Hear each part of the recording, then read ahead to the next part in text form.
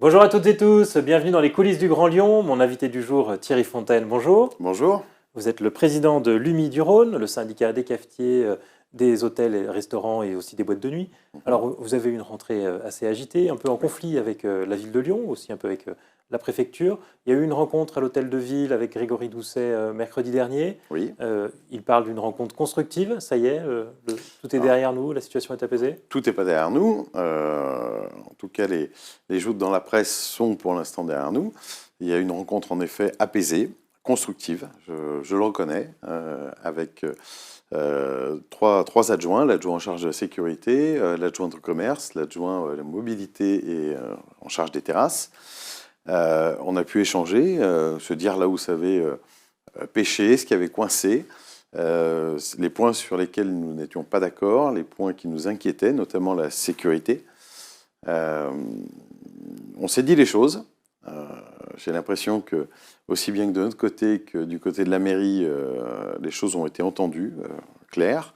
Maintenant, Avec le premier quart d'heure a été tendu. le premier quart d'heure a été... on a vidé notre sac, on s'est expliqué, et ensuite on a discuté et on a parlé de pourquoi on en est arrivé là. En effet, le manque de dialogue, de rencontre et de concertation a été souligné, surtout en termes de sécurité. Sur les terrasses, des choses qui avancent. Il y a eu un ou deux petits ratés, mais qui vont rentrer dans l'ordre. Alors parlons-en un peu en détail, justement sur Oui. la question des terrasses. On a entendu parler d'une possible fermeture des terrasses à 22h, 22h30 pour assurer la tranquillité des riverains. Vous avez répondu que c'était absolument pas à l'ordre du jour. Alors, le maire nous a certifié clairement que ce n'était pas du tout dans son intention, dans son Vous avez même accusé l'intérêt d'avoir de la agité ville. un chiffon rouge sur ce sujet-là. Alors, il nous a accusé d'agiter un chiffon rouge sur ce sujet. Il s'avère que ce chiffon rouge ne vient pas du tout ni des professionnels ni de l'UMI.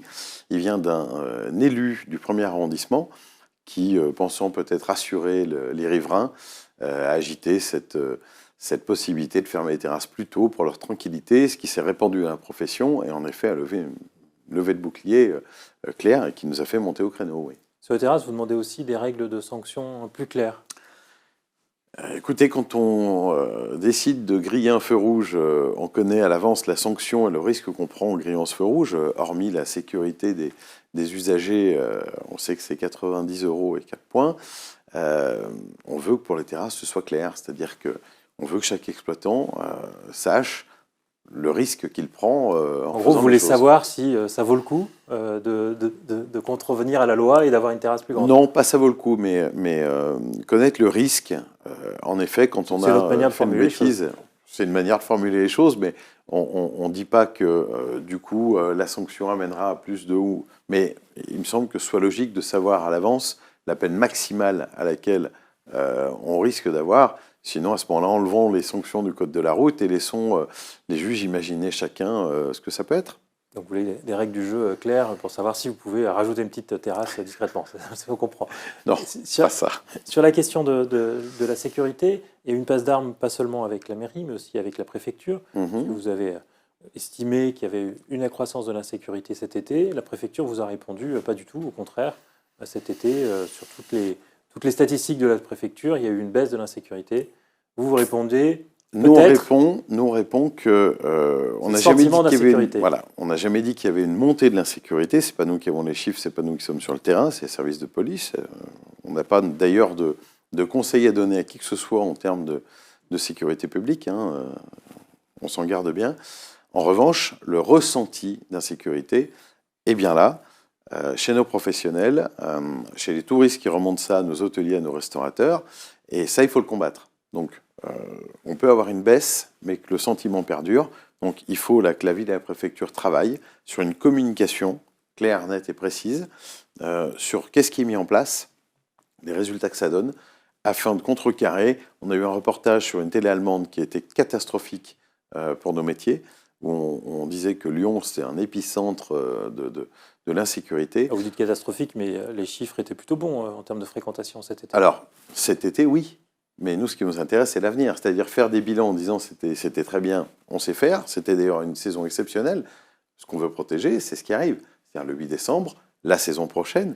Et ça, si on baigne dans cette image de Lyon, ville où on n'est pas en sécurité, on risque d'avoir des touristes qui, quand ils vont réserver, vont se dire est-ce qu'on n'irait pas plutôt ailleurs? Donc, si on résume, cet été, vous avez fait une saison plutôt Tout à fait. bonne, l'insécurité était en baisse, mais à la rentrée, vous avez interpellé... Le sentiment est là. Le sentiment est là et continue à croître chez les touristes qui, quand ils appellent des restaurateurs, demandent à manger au premier service parce qu'ils ont peur de l'heure à laquelle ils vont sortir du deuxième service.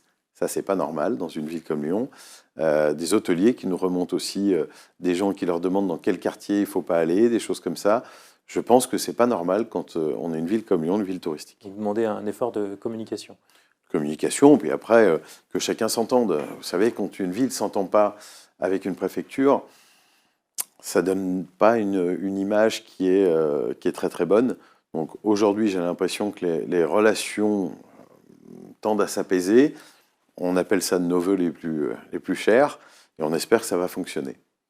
Quel regard vous portez sur cette municipalité écologiste depuis 2 ans? On sait qu'il y a eu plusieurs moments de tension, on en a évoqué quelques-uns, puis il y avait aussi le foie gras qui souhaitait qu'il soit plus servi dans les restaurants lyonnais. Finalement, là-dessus, vous n'étiez pas intervenu?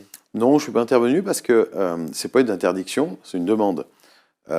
J'estime que chaque professionnel fera comme il l'entend dans son commerce. Je ne fais pas de sortie là-dessus parce que l'éco-bashing, ça ne nous intéresse pas, l'écolo-bashing. On est tous, dans nos métiers, très sensibles à l'avenir. On milite sur la réduction de notre impact carbone, toutes ces choses-là. Donc, on est plutôt une fibre à se demander qu'est-ce qu'on va laisser comme héritage à nos enfants. Donc, oui, on ne fait pas de polémique là-dessus. On n'est pas un parti, on n'est pas dans l'opposition, on est un syndicat d'hôteliers, restaurateurs, de cafetiers, de discothèques. On reste dans ce qui est nos prérogatives. Nos prérogatives, c'est défendre nos métiers, aller de l'avant. Et en effet, quelle que soit la municipalité, aujourd'hui, tant qu'on ne s'attaquera pas à nos métiers, mais que ce soit les écologistes ou autres, tant qu'on ne s'attaque pas à nos métiers, nous, on travaillera tout à fait avec les municipalités en place. Alors, un dernier mot justement sur vos métiers. On a dit que la saison touristique avait été bonne cet été. Oui. Qu'en est-il de la rentrée? Est-ce qu'on voit une inquiétude chez les clients? Alors, on voit une inquiétude chez cette clientèle, justement, qui est du tourisme de fin d'été, qui sont souvent des retraités un peu plus âgés, qui ne veulent pas... alors, les tarifs sont un peu plus avantageux dans les hôtels. On a moins de monde. On n'a pas tous ces...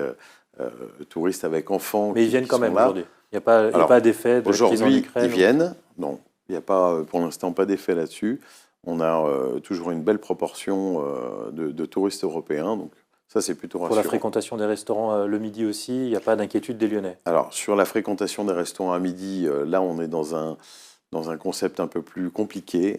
C'est dur en ce moment, je vous l'avoue volontiers, entre le télétravail, toutes ces choses qui ont été mises en place. Le secteur peine un petit peu sur les services de midi, beaucoup en centre-ville d'ailleurs. Et ça, c'est une inquiétude qu'on a aujourd'hui. Elle remonte, on ne sait pas encore comment la traiter, comment la gérer. On espère que l'État sera à nos côtés pour arriver à trouver des solutions pérennes et durables. Et quant à la nuit lyonnaise, comment se porte-t-elle? Écoutez, la nuit lyonnaise, c'est la rentrée étudiante, donc elle se porte plutôt bien. Les établissements tournent.